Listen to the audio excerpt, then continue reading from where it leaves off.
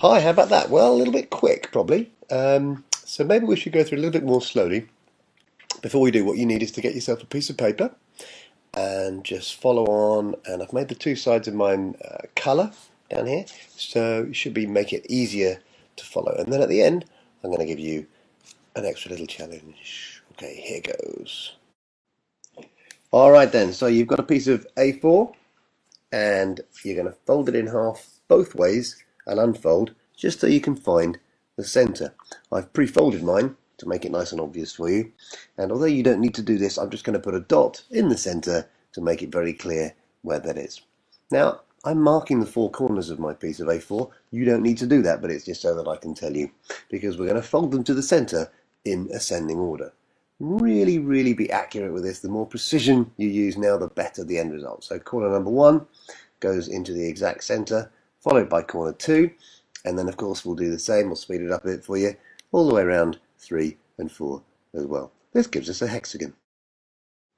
Okay, now we've got a hexagon. Here comes the cool bit. I'm going to put some little arrows here because I'm going to show you there's a little pocket there, and it's this flap here that's going to go into the pocket. Watch this.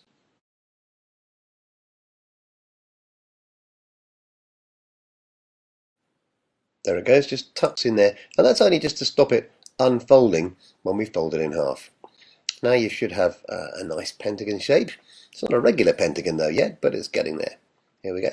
Again, I'm going to draw on a little line of symmetry. You don't need to do this, but it helps to explain what's about to happen. These 2 points are going to be folded into the center so that they touch that dotted line. There's the first one. We also need to be careful that there might be some adjustments here because that edge needs to be horizontal with the base. In other words, those 2 edges need to be parallel. Same on the other side. You can tell you've got it right because the 2 edges you fold should meet at the center in a straight line. These don't quite, so I'm just going to unfold and make a little adjustment. That looks slightly more parallel to the base. Let's squash that down and then come across with the second one, and that's much better.